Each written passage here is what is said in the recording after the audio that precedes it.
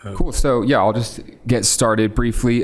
So my part of the talk is going to sort of build on that philosophical scaffolding that Jason has provided for us, and I want to tell the story of how regenerative ranching came to the United States, where it became a sort of global advertising phenomenon. And to do that, I think it's appropriate to start in the 1950s in a British colony in southern Africa called Rhodesia.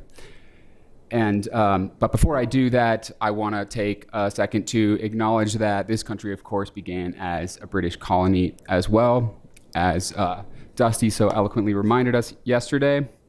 And you can see how a lot of the colonial mythology of Rhodesia is reminiscent of the United States West, right? So we have our settler homestead, and of course we've got our sheep and cattle, and this was very important in the colonial economy of Rhodesia, exporting meat to Europe. But it was challenging ranching in Africa, of course, because the African savanna was already being grazed, and for a number of other reasons, but a big one, it was already being grazed by an amazing diversity of megafauna, right? We have antelope of all kinds, wildebeest, zebra, rhinoceros, and in particular, elephants.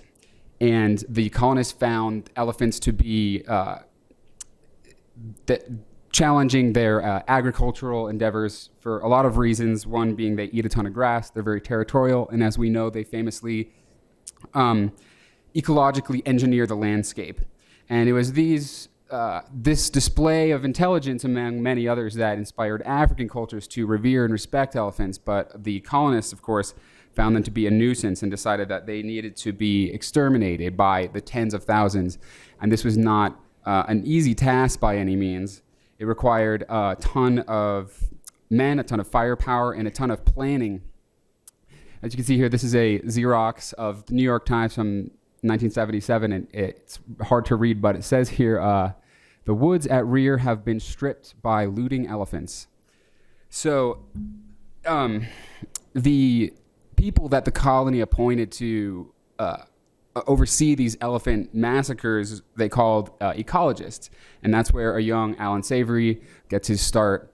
And he says today that he ordered the deaths of 40,000 elephants, but this was a big mistake. He understands now. What he's less forthcoming about is that these tactics for tracking and killing elephants in the bush were eventually retrained on humans in the Rhodesian Bush War. So Alan Savory's war memoir, which is linked in my article I'm going to talk about in a little bit, and you can read it online, he talks about how he first volunteered for the Royal Rhodesian Army when he heard about the Nyasaland emergency, is what he calls, and most historians call this the Nyasaland massacre.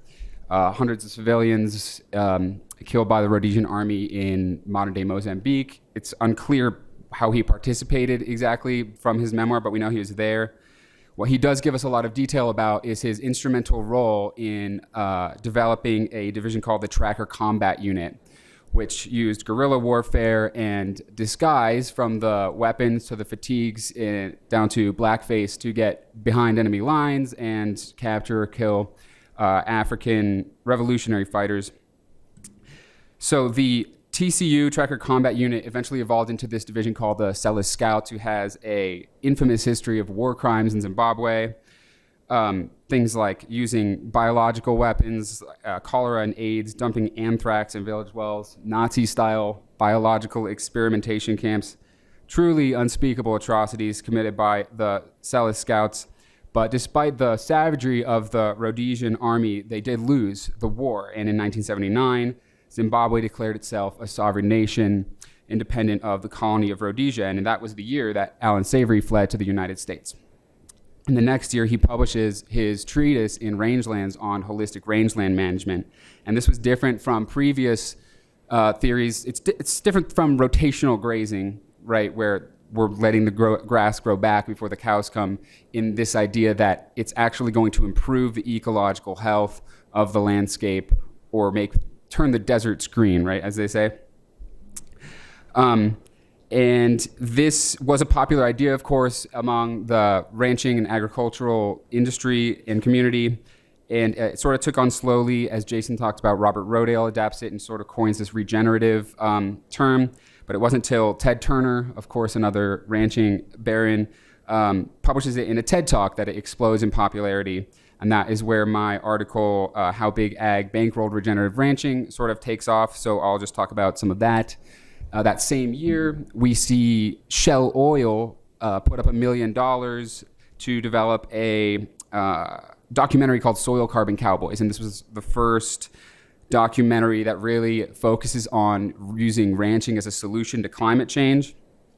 And Shell was interested in this because they wanted to sort of get on the ground floor of a carbon credit scheme. They could maybe trade these credits later for more money or use it in their net zero accounting, right? And what's interesting about Soil Carbon Cowboys is that it sort of pioneered a new grant funding pathway in academia. And of course, in academia, we're always looking for funding for research. And in the article, I trace more than $25 million in less than 10 years from agricultural corporations to public research. And you can check out all the links. And what's important to note is that these are government programs, right? The Foundation for Food and Agricultural Research is a nonprofit. It is established in the 2014 Farm Bill. And since 2014, it's bankrolled almost $300 million from agricultural corporations like these to public research institutions. And then there's another one called Sustainable Agricultural Research and Education, and that's a similar amount of money, sort of similar program. So there's also a nonprofit pipeline for this funding, and that is really important for the PR side of things, sort of getting the public enthused about regenerative ranching. So we talked about Soil Carbon Cowboys. There's a new film, you may have heard of it, very popular, called Kiss the Ground, just last year. And also, it was produced with a significant amount of industry funding.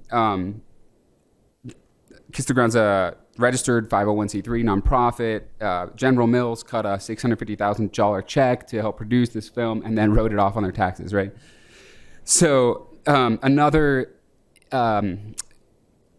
soil carbon NGO that's sort of near and dear to my heart is Regeneration International, and I talk about this in my article, Regenerative Ranching Racket, where they sort of maintain this big database of regenerative farms, and they're all mapped out and stuff. And I attended the press release where they sort of released this map just on Zoom, right?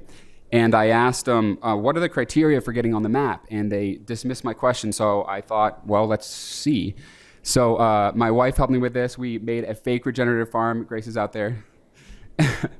And we submitted it. Turned out the answer was not a lot. You just fill out a web form and maybe a follow-up email.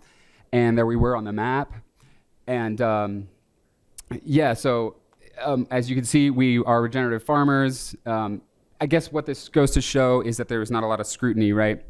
And so I wrote an article about this. They were very upset. They threatened to sue my publisher, who they got to take it down. Of course, I put it right back up on Medium because I didn't break any laws. It's kind of ridiculous.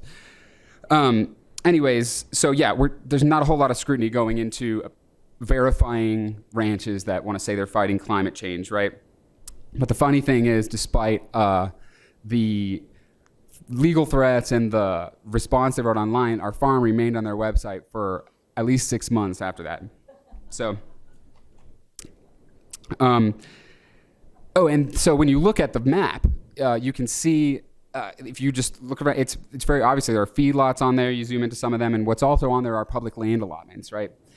And you can sort of cross-check this with the peer data that we saw yesterday on the public lands, and you can see that the government says that these lands are in fact not regenerating, right?